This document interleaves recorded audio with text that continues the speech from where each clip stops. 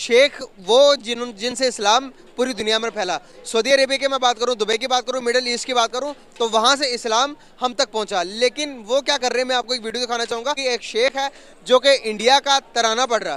Guys, तराना के अंदर बहुत सारे देवी देवताओं की उनका जिक्र है, लेकिन क्या वजूहत है कि शेख किस तरफ चल पड़े हैं। शेख की अगर मैं बात करूं तो पाकिस्तान को पीछे छोड़कर हिंदुस्तान को वो क्यों प्रायोरिटी दे रहे हैं। हर किस्म की इन्वेस्टमेंट इंडिया के अंदर है, लेकिन पाकिस्तान को वो प्रेफर नहीं करते। क्या वजूहत है, इस बारे में पाकिस्तानी पब्लिक के पास जाऊंगा, उनसे बात करूंगा, उनकी राय लूंगा। आइए मेरे साथ चलते हैं, उनसे बात करते हैं। अस्सलाम वालेकुम। वालेकुम अस्सलाम। वालेकुम अस्सलाम। नाम आपका? दानियाल अली। सुहेब। बेसिकली यार, मेरा आज का आपसे बात करने का पर्पस ये है कि मैं आपको एक वीडियो दिखाने लगा हूँ जो कि सऊदी अरेबिया की है, जो कि यूएई की है। यूएई के एक शेख जो कि इंडिया का तराना पढ़ रहा, जो कि पाकिस्तान के लिए, पाकिस्तान के लोगों के लिए बहुत एक शॉकिंग सी बात है। शेख जहाँ से इस्लाम आया, जिन्हें हम फॉलो करते हैं, वो इंडिया को फॉलो कर रहे हैं। यहाँ पर कोई बात समझ में नहीं आई। एक शेख की वीडियो मैं आपको दिखाता हूँ, उस पर आपका रिएक्शन चाहिए होगा।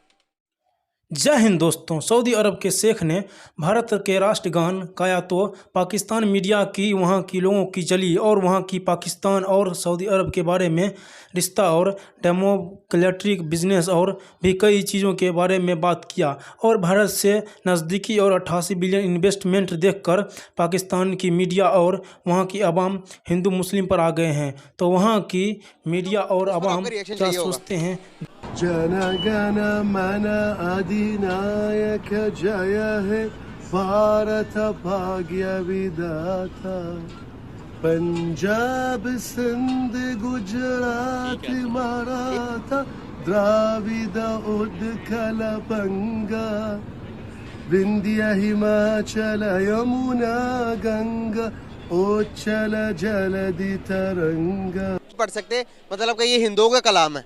तो ये जो शेख पढ़ रहा है, ये सही है या गलत है? ऑब्वियसली गलत है। आप क्या करना चाहेंगे इस बात के? ये मेरे बड़े भाई बता सकते हैं। आप नहीं बता सकते? चलें आप ही बता दें, सही है ये? गलत है। क्यों गलत है? जाहिर बात है, आप एक मुस्लिम हो गए, क्योंकि उनके अंदर उन्होंने अपने भगवान और गीता सब के नाम लिए हुए हैं, तो उस कलाम को तो हमारे लिए पढ़ना जायज़ नहीं है, बीइंग मुस्लिम। सही। जो कि इंडिया में मुसलमान है वो तो पढ़ते हैं। उनका कल्चर ऐसा है, वो इंडिया उनके साथ रहते हैं, उनका और हम उनके साथ कंपैरिजन नहीं कर सकते पाकिस्तान का। तो पाकिस्तानी तो नहीं पढ़ रहा, शेख पढ़ रहा जो कि दुबई से ताल्लुक़ रखने वाला है। तो अब ये भी तो देखें ना, उन शेखों ने ही यूएई में सबसे बड़ा दुनिया का बनवाया है मंदिर, तो फिर ऑब्वियसली वो पढ़ सकते हैं भाई। तो मंदिर बनवाना गलत है? हाँ, मतलब एक मुसलमान के हाथों बनना गलत है। अगर हिंदू बनवा रहा है तो फिर तो ठीक होगा। अपनी इबादत का अगर हम खुद बनाएंगे तो वो अच्छी बात है। अगर कोई दूसरा बनाएगा मज़हब का बंदा, तो वो तो ठीक नहीं है। अगर कोई हिंदू मस्जिद बना सकता है तो कोई मुसलमान मंदिर नहीं बना सकता? नहीं बना सकता। आप क्या कहना चाहेंगे, ये भी भाई बताएंगे? जी नहीं, मैं तो यही कहूँगा कि अपना अपना एक अकीदा होता है, ठीक है जी। मानते सभी खुदा को ही है और अपना अपना तरीका होता है। कोई भगवान के रूप में मानता है और कोई किसी रूप में मानता है, कोई किसी रूप में मानता है, लेकिन सजदा सिर्फ मालिक को ही होता है। तो इसमें कुछ कहा नहीं जा सकता। सबके लिए इबादत का सजदा एक ही होता है। क्या समझते हैं आपके, थोड़ा आगे आ जाए, क्या आप हिंदुइज्म का एहतराम करते हैं? जो कि इंडियंस है, जो हिंदू है, फॉर क्रिश्चियंस भी हैं और दूसरे भी हैं, क्या उनका एहतराम करते हैं? मैं हर मज़हब का एहतराम करता हूँ। बिल्कुल सही। हमारे रूमी ने फरमाया था कि जो इंसान दूसरों के मज़हब का एहतराम नहीं करता, वो अपने मज़हब का भी नहीं करता, वो सिर्फ दिखावा करता है। उसने सही कहा था। सही कहा था ना? तो देखें कि हमारे इस्लाम में कभी भी ये नहीं लिखा गया कि आप हिंदू के साथ बैठ कर खाना नहीं खा सकते। खा सकते हैं या नहीं? खा सकते हैं हम। उनके साथ बैठकर बात नहीं कर सकते। यहाँ पर क्या पाकिस्तान में जो माइनॉरिटीज उनको हुकूक मिल रहा है? जहाँ तक मैंने देखा मिल रहा है। तो फिर जो इस्लामाबाद के अंदर जो मंदिर बन रहा था, वो बनने क्यों नहीं दिया हमने? फिर कुछ हुकूमत के भी रूल्स होते हैं, हुकूमत के मामलात में हम तो बिल्कुल भी नहीं पढ़ सकते। हुकूमत तो बनवा रही थी भाई, लेकिन अवाम ने एहतजाज करके बनाने नहीं दिया। तो इसको कैसे देखते हैं? सुप्रीम कोर्ट ने ये ऑर्डर भी दे दिया था कि भाई आप बनाओ मंदिर, तो अवाम ने एहतजाज किया, रोडों पर आके लेट गई कि यहाँ पर पाकिस्तान है, इस्लामाबाद है, मतलब कि इस्लामाबाद मतलब इस्लामाबाद है, तो यहाँ पर हिंदुइज़्म का मंदिर नहीं बनना चाहिए। इसको कैसे देखते हैं, क्या समझते हैं आप इसको? उसके लिए देखते हैं कि जो माइनॉरिटीज़ है उसकी कितनी मेजॉरिटी उस एरिया में रह रही है, उसके बिहाफ पे आप बना सकते हैं ना, कोई भी इबादत गाह बना सकते हैं।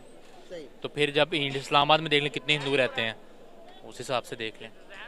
सही। तो बहुत ज़्यादा अगर मैं देखूँ पाकिस्तान के अंदर भी तो माइनॉरिटीज़ रहती हैं। सिंध की तरफ चले जाएं तो सिंध में क्या माइनॉरिटीज़ को उनके हकूक मिल रहे हैं? सिंध वाली साइड में मैं कभी गया नहीं है, और खबरों में सुना हो? मीडिया से मैं दूर ही रहता हूँ। मीडिया से दूर रहते हैं। आपके इर्द गिर्द इस क्रिश्चियन होंगे, हिंदू होंगे, मुस्लिम होंगे, क्या उनके आपके इर्द गिर्द जो आप देखते हो उसके मुताबिक क्या उनको हकूक मिल रहे हैं? बेशक मिल रहे हैं, मेरे खुद इतने दोस्त हैं ईसाई भी हैं, ठीक है, तो मेरी बहुत अच्छी दोस्ती है उनके साथ। सही। क्या इंडिया में मुसलमानों को उनके हकूक मिल रहे हैं? नहीं, जी, इंडिया में मुसलमानों को उनके हकूक मिल रहे हैं? इस बात का नहीं पता मुझे। भाई कहीं खोए हुए हैं? भाई को इतना इल्म नहीं है, वहाँ पे नहीं- नहीं मिल रहे, नहीं मिल रहे। हम पाकिस्तान हकूक देने के बाद भी अगर हम देखें तो इकोनॉमी के लिहाज से कहीं भी रिलायबल नहीं करने, पहले 100 कंट्रीज़ के अंदर भी नहीं आ रहे। अगर वो हकूक ना देकर भी मुसलमानों को हकूक नहीं दे रहा, आप कह रहे हैं आपकी ज़ुबानी, फिर भी वो 5th लार्जेस्ट इकोनॉमी बन गया इंडिया। इसको कैसे देखते हैं? अगर आप माइनॉरिटीज़ की भी बात करें, आप अगर तजाद की बात करें तो पाकिस्तान से ज़्यादा मुसलमान इंडिया में पाए जाते हैं। तो अगर वो 35 करोड़ मुसलमानों को हकूक नहीं देंगे तो आपको लगता है कि वो डेवलप कंट्री बन सकता था? तो आप हिंदुज़म की तादाद देखिए ना, हिंदुज़म मुसलमानों के मुकाबले में वहाँ कितनी है। बिल्कुल, वो ज़्यादा है। कि इकोनॉमी लेवल हमारे से ज़्यादा ही, वो बहुत बड़ा मुल्क है, ठीक है, और वो मेजोरिटी में हिंदुज़म बहुत ज़्यादा वहाँ पे। तो अब हकूक, क्योंकि वहाँ पे मुस्लिम जो हैं वो यहाँ की तरह मुस्लिम लाइफ नहीं गुजार रहे, वो बिलो द लेवल गुजार रहे हैं। जो गरीब हैं, जो अमीर हैं, उनका मैं नहीं कुछ कह सकता, लेकिन जो गरीब हैं वो बिलो द लेवल वो लाइफ गुजार रहे हैं वहाँ पे। आपने कहा कि इंडिया में मुसलमानों को उनके हकूक नहीं मिलते थे। इंडिया की हिस्ट्री के अंदर जो प्राइम मिनिस्टर है, प्राइम मिनिस्टर एक मुसलमान को बनाया गया, क्या कहना चाहेंगे उसमें?